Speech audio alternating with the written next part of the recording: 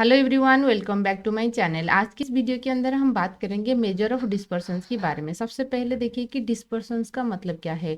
जो हिंदी मीनिंग होता है डिस्पर्शन का मतलब है कि स्कैटर्डनेस यानी कि फैला हुआ। एक इस डाटा की सीरीज के अंदर हर एक डाटा के बीच में डिफरेंसेस कैसे है ना, क्या है, ये चीज़ हम समझने के लिए डिस्पर्शंस की हेल्प लेते हैं। पिछले वीडियो में हमने बात किए थे मेजर ऑफ सेंट्रल टेंडेंसी के बारे में, जहां पर हमने देखे यहाँ पर आप देख सकते हो 3 स्टूडेंट की मार्कशीट के बारे में दे रखे हैं। तो उन्होंने मैथ, इंग्लिश, बायोलॉजी उनकी 5 सब्जेक्ट है, 5 सब्जेक्ट है, उनकी सारे मार्कशीट कहते थे कितना है। आपने यदि कंपेयर करना चाहते हो कि स्टूडेंट ए, स्टूडेंट बी, स्टूडेंट सी, उनकी एवरेज मार्क निकालना चाहते हो तो आप इस तरीके से मीन निकाल सकते हो। यानी कि पूरा डाटा सीरीज की देखने की जरूरत नहीं है, हमको एक डाटा हम कैसे निकालेंगे। जैसे कि मीन निकालने की फॉर्मूला क्या था, 30 मतलब कि टोटल आइटम को आपको सम अप करना है। टोटल आइटम सम अप कर लोगे, ये कितना हो जाएगा 360, और नंबर ऑफ आइटम्स था 5, यानी कि 5 आपकी क्या है सब्जेक्ट है। तो उसको मार्क करेंगे तो एवरेज ऑन एन एवरेज इस बच्चा 72 हर एक सब्जेक्ट में ऐसे आ रहा है। तीनों बच्चा का आप देखोगे 360 आ रहा है। लेकिन ये जो डाटा आप देख रहे हो स्टूडेंट ए का, सारे कुछ डाटा के बीच में इतना डिफरेंसेस नहीं है। 80 70 60 इसके बीच में आ रहा है। स्टूडेंट बी में भी इतना डिफरेंसेस नहीं है। लेकिन स्टूडेंट सी को थोड़ा फोकस कीजिए, उनका एक सब्जेक्ट के अंदर मार्क 10 आ रहा है और में 100 आ रहा है। तो उनके बीच में डिफरेंसेस क्या है, बहुत ज़्यादा है। यहाँ पर 10 की डिफरेंसेस आ रहा था, लेकिन यहाँ पर 90 की डिफरेंसेस आ रहा है। तो इस केस में हमको तो मीन तो इक्वल मिल रहा है, सारे में 360 आ रहा है, और 360 को यदि आप 5 में डिवाइड करोगे तो आपको 72 आ जाएगा। तो लेकिन समझ में आया। यहाँ पर हम देखेंगे स्कैटर्डनेस डाटा किस तरीके से अरेंज्ड है। यहाँ पर तो उनकी हर एक सब्जेक्ट में आपको 72 के आसपास एवरेज नहीं आ रहा है। एक सब्जेक्ट ऐसा होता है कि बच्चा फेल हो जाता है। तो इसको हम एक्सप्रेस करने के लिए डिस्पर्शंस को यूज करते हैं। So dispersion is the measure of variation of the items. हर एक आइटम के बीच में कितना वेरिएशंस रहा है उसको समझने के लिए हम डिस्पर्शन यूज करते हैं। It measure the scatteredness of mass figure.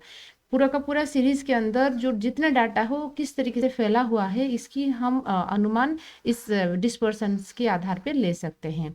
In dispersion we found high items vary from some central value. जो मीन हमने कैलकुलेट किए थे उससे कैसे ये वैरी हो रहा है उसको हम डिस्कस कर रहे हैं। डिस्पर्शन हम क्यों स्टडी करेंगे, देखिए क्यों, क्योंकि जो सेंट्रल टेंडेंसी था गिव ए सिंगल वैल्यू, वहाँ से जैसे मीन हो, मीडियन हो, मोड हो, इनके लिए हमको एक सिंगल वैल्यू मिल रहा था। हमने पिछले टाइम पे जब इससे डिस्कस किए हैं कि दो ऐसा डाटा की मीन तो इक्वल है, लेकिन उनकी जो डिस्पर्सन की तरीका ये अलग है। जैसे आप ग्राफिकल रिप्रेजेंटेशंस में दिख सकते हैं। ये ब्लू लाइन देखिए, ये इनकी मीन भी वही है ना, जहाँ पर है। ये ऑरेंज कलर लाइन देखिए, उनका भी मीन वही है। लेकिन जो स्कैटर्डनेस है ये यहाँ से 0 से स्टार्ट होकर 100 पे खत्म हुआ है। लेकिन ये जो ब्लू कलर वाला है 30 से स्टार्ट होकर आपकी 70 से खत्म हो रहा है। तो यहाँ पर डाटा की रेंज यहाँ से यहाँ है, यहाँ पर 0 से 100 बीच के है। तो इसलिए sometimes two distribution of the same mean value, same mean value है, आप इसको एक मतलब कि इक्वल समझ लोगे, लेकिन ये एक्चुअली डिफरेंट होता है डिस्ट्रीब्यूशन के आधार पर। तो एक डाटा सीरीज के अंदर जितने भी डाटा है वो इक्वली डिस्ट्रीब्यूटेड है या अनइक्वली डिस्ट्रीब्यूटेड है, उसको हम पता लगाने के लिए डिस्पर्शन यूज करते हैं। So measure of central tendency are insufficient to find the accuracy. जो मेजर ऑफ सेंट्रल टेंडेंसी के आधार पर हमने जैसे कैलकुलेट किए थे, कंपेयर किए थे, पिछले वीडियो में हमने डिटेल्स बात किए थे मेजर ऑफ सेंट्रल टेंडेंसी के बारे में। वीडियो चैनल पर अवेलेबल है, तो आप जरूर एक बार चेक कर लीजिए। They must be supported by the supplement with other measures, जो कि होता है मेजर ऑफ डिस्पर्शंस। अब देखेंगे टाइप्स ऑफ डिस्पर्शंस। दो तरीके के होता है, एक एब्सोल्यूट मेथड हम यूज करेंगे, एक रिलेटिव मेथड हम यूज करेंगे। एब्सोल्यूट मेथड में यूज कीजिए, मतलब कि उनका मतलब है कि डिस्पर्शंस को जब हम एक्सप्रेस करेंगे सीरीज के अंदर जो भी उनका यूनिट है, मान लीजिए आपने जैसे कोई फीस है, उनकी वेट कैलकुलेट कर रहे हो, मान लीजिए 5 kg की। स्नेक है, उनकी लेंथ कैलकुलेट कर रहे हो, मीटर में कैलकुलेट कर रहे हो, तो यूनिट एज इट इज पड़ा रहेगा। लेकिन आप रिलेटिव डिस्पर्शंस मेथड में आपको कोई यूनिट को कैलकुलेट करने की जरूरत नहीं है, बस आपको रेशियो निकालना है। जब हम एग्जाम्पल ले लेंगे तो आप अच्छे से समझ लोगे। याद रखिए एब्सोल्यूट मेथड के अंदर हमको डाटा सीरीज के अंदर जो भी यूनिट मेंशन है वही चीज डालना है, लेकिन रिलेटिव डिस्पर्शन मेथड में हमको कोई यूनिट नहीं डालना है, बस उतना ही उनकी डिफरेंस है। Here dispersion are expressed in the same statistical unit, जो डाटा में अंदर दे रखा है, जैसे किलोमीटर हो सकता है, मीटर हो सकता है, ग्राम हो सकता है। एंड रिलेटिव डिस्पर्शंस की मतलब होता है कि calculated in the form of ratio.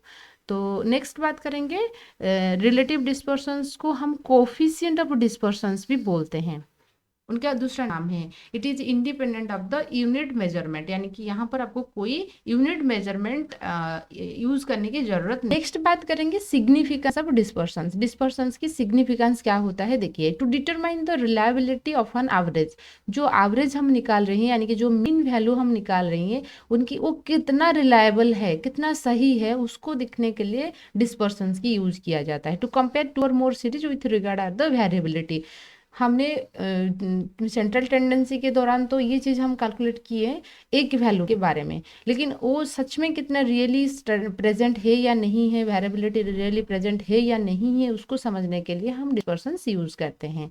हम देखेंगे और कौन सी मेथड है जिसके थ्रू हम डिस्पर्शंस को कैलकुलेट कर सकते हैं। 4 तरीके के मेथड है, एक है रेंज, दूसरा होता है सेमी इंटर क्वार्टाइल रेंज, और क्वार्टाइल डेविएशंस हम जिसको बोलते हैं, आपकी सिलेबस के अंदर क्वार्टाइल डेविएशंस की नाम पे है, then mean deviation and standard deviation. सबसे पहले हम रेंज के बारे में बात करेंगे। रेंज क्या होता है, देखिए, range is defined as the difference between the value of smallest item and the value of largest item. Smallest and largest item के बीच में जो डिफरेंसेस है हम उसको कैलकुलेट करेंगे। यहाँ पर आप एक एग्जांपल देखिए, आपको समझ में आएगा। देखिए, एक कलम के अंदर कोबरा स्नेक की, मतलब मान लीजिए 5, आपने एक फॉरेस्ट पर गए हैं, वहाँ पर आपको कितना, जितना कोबरा स्नेक मिल रहा है उनकी लेंथ के बारे में आपको कैलकुलेट करना है। 5 कोबरा स्नेक ऐसा मिला जिसकी हाइट होता है 10 मीटर, और 7 ऐसा होता है 11 मीटर है, किसी 10.2, 9.8, है ना। यहाँ पर आपने क्या किया, उनकी हम रेंज निकालना है। यदि आपको रेंज निकालना है, आप क्या करोगे, लार्जेस्ट वैल्यू से स्मॉलेस्ट वैल्यू को माइनस करना है। यहाँ पर सबसे लार्जेस्ट वैल्यू आपको कौन सी मिल रहा है, 11 मीटर जो होता है ये सबसे लार्जेस्ट है, और सबसे स्मॉलेस्ट जो होता है आपका 9 मीटर है, ठीक है, ये होता है स्मॉलेस्ट। तो ये स्मॉलेस्ट से हमको लार्जेस्ट से स्मॉलेस्ट को क्या करना है, माइनस करना है, सिंपल सा मेथड है। तो 2 मिल रहा है, तो डिस्पर्सन से यहाँ पर क्या है, 2 है, ठीक है। कोफिशिएंट ऑफ डिस्पर्सन, यानी कि ये एब्सोल्यूट रेंज हो गया, जो 2 मिल रहा है ये एब्सोल्यूट है। और रिलेटिव हम कैसे निकालेंगे, कोफिशिएंट ऑफ रेंज कैसे निकालेंगे, हमको रेशियो निकालना है, ठीक है। रेशियो में हम क्या करेंगे, एल माइनस एस, रेशियो के अंदर आप देख सकते हो lower value minus smaller value divided by lower value plus smaller value, यानी कि 11 माइनस 9, 11 प्लस 9, तो 2/10, 2/10 को हम करेंगे तो कितना हो जाएगा, 2/20, 11 प्लस 9 20, 1/10 हो गया, 1/10 इज इक्वल टू 0.1। तो कोफिशिएंट रेंज यानी कि रिलेटिव रेंज कितना हो रहा है, 0.1। यहाँ पर देखिए चीजें किस में आ रहा है, चीज़ें आपका पॉइंट में, रेशियो में आ रहा है, यानी कि यहाँ से आप ये कंक्लूजन क्या ड्रॉ करोगे, कोफिशिएंट ऑफ रेंज की वैल्यू या डिस्पर्शंस की वैल्यू जितना रेंज आएगा, मतलब कि जितना लेस आएगा, उसका मतलब है कि डाटा उतना क्लोज है। और यानी यदि उसका वैल्यू बहुत ज़्यादा आएगा, मान लीजिए 3, 4, 5 ऐसे आ रहा है, या यहाँ पर 2 आ रहा है, ये छोटा सा वैल्यू है, तो इसके ये बताता है कि 2 वैल्यू के बीच में इतना डिफरेंसेस नहीं है। देखिए 10 है, 11 है, 10.2 है, यानी कि लगभग करीबन पास है। मान लीजिए ऐसा कोई वैल्यू रहा होगा, एक स्नेक की वैल्यू, एक सॉरी स्नेक की जो लेंथ है 1 मीटर है, और दूसरा का 15 मीटर है, और तीसरा का मान लीजिए 2 मीटर है, और एक है जिसका वैल्यू मतलब कि 16 मीटर है। तो यहाँ पर आप कैलकुलेट करोगे तो कुछ आपको अलग आएगा। देखिए आप 16 मीटर है, मान लीजिए यहाँ पर 2 मीटर है, ठीक है। अच्छा, सबसे लार्जेस्ट क्या है, 16 है, सबसे स्मॉलेस्ट क्या है, 1 है, तो 16 से आपने 1 को माइनस करोगे तो 15 आ जाएगा रेंज।